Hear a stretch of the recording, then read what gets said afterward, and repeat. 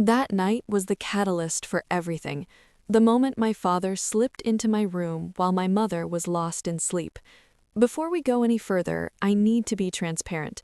This narrative involves heavy themes: emotional manipulation, the shattering of family roles, and the sting of infidelity. If these subjects make you uneasy, please feel free to step away. This is my story. It is raw, it is tangled, and in all honesty, the telling of it still brings a sharp ache to my chest.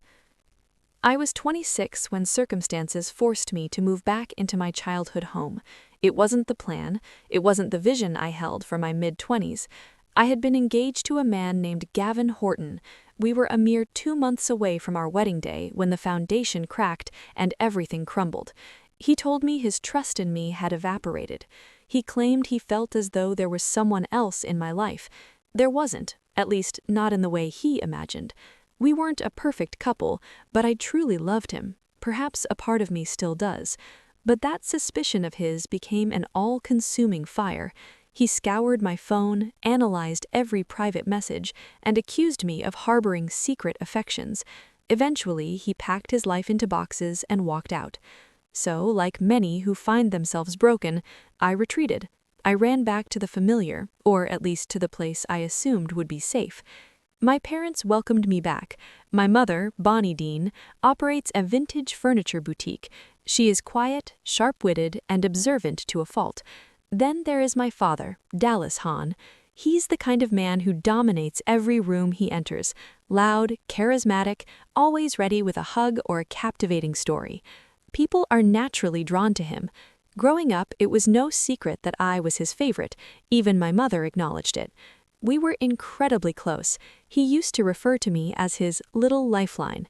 That bond felt special once, but moving back in as an adult made it feel different. There were instances that forced me to pause. The way he looked at me, the way his touch lingered a fraction too long during a hug.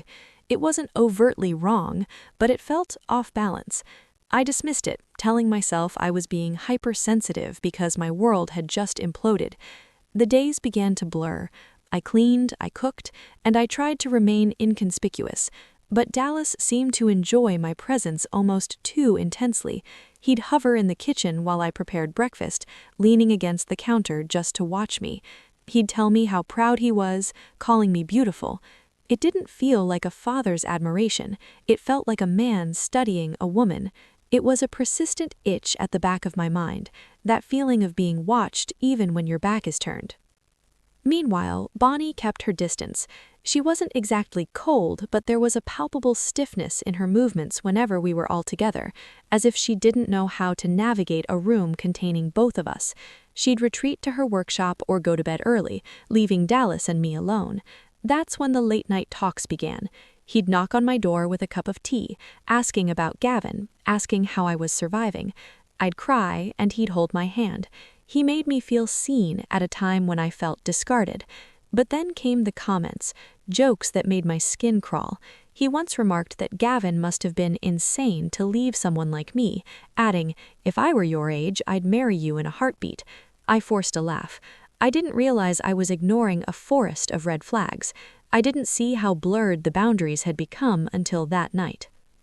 Memory is a deceptive thing.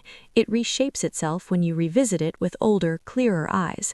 I remember being 5 or 6, sitting on his lap while he read mystery novels to me, changing the characters' names to Fallon. Everything was about me, and I thrived on it. I thought he was the perfect father, the man who could fix a sink and sing songs to cheer me up. But then I remember middle school, wearing a new top I'd picked out with Mom. Dad didn't yell, he just looked at me up and down and said, "That's a bit much, isn't it?" He joked that boys wouldn't be able to focus if I wore things like that. Mom stayed silent, sliding a casserole into the oven. Looking back, I see that his protectiveness was actually a form of possession.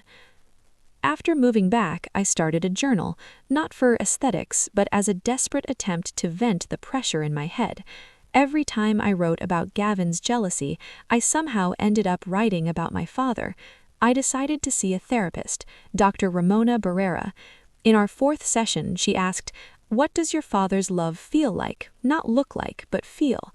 I sat in silence before answering. safe but intense, like I owe him something. She told me that sounded like emotional enmeshment. She explained it as a blurring of identity where you stop knowing where you end and the parent begins. It was a revelation. I started locking my door at night. Then, while organizing a hallway closet for Mom, I found a letter. It wasn't from Dad. It was in blue ink, tucked into a receipts envelope. I still remember the smell of paint on your hands the last night we kissed. It was a love letter to my mother from someone else. It hit me in waves. The woman I saw as distant had once risked everything for a secret love. When I subtly asked her if she and Dad had ever had rough patches, she looked at me with old, sad eyes and whispered, "There are some things about your father you'll never understand. Just be careful, Fallon." That night, I couldn't sleep. I found myself scrolling through old contacts and saw Ronan Quintana, the boy who carved my name in a bench in high school. I messaged him and we talked until 2 a.m. It felt like breathing for the first time in years. But then the real nightmare began. I was in that half-sleep state when I heard the door hinge creak. My father stepped into my room. He didn't have a reason to be there. He sat in the chair by my window and just watched me in the dark. He started to cry, quiet, deep tears. "I feel you pulling away," he whispered. "You've always been mine. I don't know who I am if I'm not your dad." It didn't feel like a father's grief. It felt like a man mourning the loss of a prized possession. He walked to the bed, brushed hair from my face, and kissed my forehead. He held his lips there for too long. Then he pulled me into a hug, clutching me like I was something fragile he owned. I froze, my hand at my sides, fear echoing in my bones. When he finally left, I locked the door with trembling fingers and slept with the lights on. The next morning, I fled. I didn't even grab socks. I drove to my best friend Itana's apartment.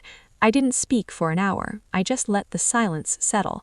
But I was still desperate to feel real, to feel separate. I messaged Ronan. We met at a park and then went to a motel. It wasn't dramatic, it was quiet. I let him touch me just to feel like I wasn't a broken extension of my father. But the morning after, the guilt was a mountain. Ronan told me he couldn't do it again. It wasn't right. He was married. He had a life. He dropped me off and I watched his car disappear, feeling the ache settle into my marrow. When I eventually returned to my parents' house 3 days later, I found my notebook, my private journal, sitting on my bed. It had been read. I found my mother in the kitchen. "I read your notebook," she said, her voice controlled. She confessed that she had seen Dallas's behavior for years, but didn't know how to name it. "He wrapped himself around you like a second skin," she admitted. I wanted to scream, to ask why she hadn't stopped it, but the look in her eyes told me she was just as trapped in his shadow as I was. The lines were no longer blurred, they were gone. I realized then that I didn't belong to Gavin, and I certainly didn't belong to Dallas. But as I stood in that silent kitchen, I realized the hardest part was yet to come. I didn't even know how to belong to myself.